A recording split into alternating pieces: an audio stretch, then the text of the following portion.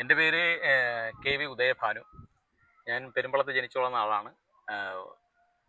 ഇപ്പം താമസം ഇപ്പുറത്തെ കരയിലാണ്, പള്ളിപ്പുറത്താണ്. ഞാനൊരു പൊതുപ്രവർത്തകനാണ്.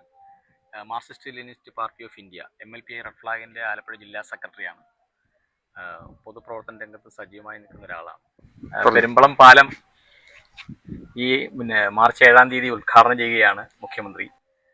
അപ്പോൾ പെരുമ്പളം പാലത്തെ സംബന്ധിച്ച് ഒരു പെരുമ്പളം ജനിച്ചു വളർന്ന ഒരാളെന്നുള്ള നിലയ്ക്ക് ഒരുപാട് ഓർമ്മകളുണ്ട്. എന്നാലും ആദ്യമായി 100 കോടി രൂപ മുടക്കി ഈ പെരുമ്പളത്തെ 12,000 ജനങ്ങൾ, ഏകദേശം വീടുകൾ 1000 വീടുകളാണ് ഇവിടെ ഉള്ളത്. അതിൽ 12,000 ജനങ്ങൾ, അതിനു വേണ്ടി ഇത്രയും ഒരു സൗകര്യം ഒരുക്കിക്കുന്ന ഗവൺമെൻറ്റിന് നന്ദി ഞങ്ങൾ പറയുകയാണ്. കാര്യം ഞങ്ങളുടെ ഒന്നും സ്വപ്നത്തിൽ പാലം എന്ന് പറയുന്നത് സ്വപ്നത്തിൽ ഇല്ലാത്തൊരു കാര്യമായിരുന്നു. കാരണം അങ്ങനെ വരുമെന്നുള്ള പ്രതീക്ഷ പോലും ഇല്ലായിരുന്നു.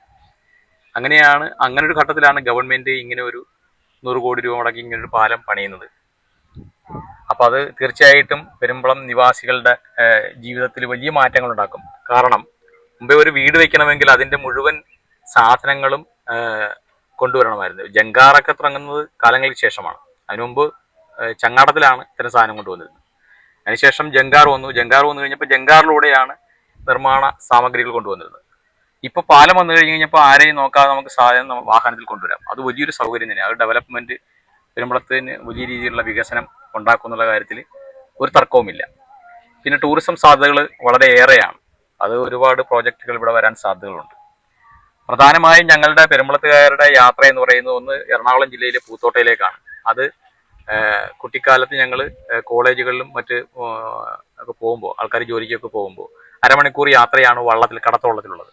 അതുപോലെ തന്നെ പെരുമ്പളത്തെ മാർക്കറ്റ് ജെട്ടിയിൽ നിന്ന് കടത്തുവള്ളത്തിൽ പാണാവളിയിലേക്ക് പോകുന്നു. പെരുമ്പളം ആലപ്പുഴ ജില്ലയുടെ ഭാഗമാണ്.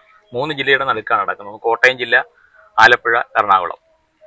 അപ്പോൾ ഞങ്ങളുടെ റവന്യൂ ആവശ്യങ്ങൾക്ക് വേണ്ടി ഞങ്ങൾ ചേർത്തലയാണ് ആശ്രയിക്കുന്നത്. മറ്റാവശ്യങ്ങൾക്ക് വേണ്ടി തൊഴിലിന് കൂടുതലും പോകുന്നത് എറണാകുളത്തേക്കാണ്. അപ്പോൾ ഇതിൽ രസകരമായ ചില സംഭവങ്ങൾ ഉണ്ടായിട്ടുണ്ട്. അതായത് പണ്ട് ഈ യാത്ര ചെയ്ത് ഇപ്പോൾ കോടതിയിൽ പെരുമ്പളത്ത് ആൾക്കാരൊക്കെ തമ്മിൽ അടിപിടി സ്വാഭാവികമാണല്ലോ. അപ്പോൾ അടിപിടിയൊക്കെ ഉണ്ടാകുമ്പോൾ ഭയങ്കര അടിയും വെട്ടും കുത്തുമൊക്കെ കഴിഞ്ഞതിന് ശേഷം ഈ കേസ് എടുത്തു കഴിയുമ്പോൾ ചേർത്തല കോടതിയിലാണ് കേസിന് പോകുന്നത് വള്ളത്തിലാണ്. അങ്ങനെ വള്ളത്തിൽ പോകുമ്പോൾ വള്ളത്തിൻ്റെ 2 സൈഡിൽ നിന്നിട്ടാണ് ഈ വാദിയും പ്രതിയും ഒരുമിച്ചിരുന്നാണ് യാത്ര ചെയ്യേണ്ടി വരുന്നത്, അഭിമുഖമായിട്ട്. അപ്പോൾ വാദിയും പ്രതിയും ഒരു വള്ളത്തിൻ്റെ ഇരുകരയിൽ നിന്ന് പോകുമ്പോൾ വേറെ ആൾക്കാരൊക്കെ ഉണ്ടാവും. അപ്പോൾ സ്വാഭാവികമായും വാദിയും പ്രതിയും മറ്റുള്ളവർ പറയുന്ന തമാശകൾ കേട്ട് ചിരിക്കുകയും പരസ്പരം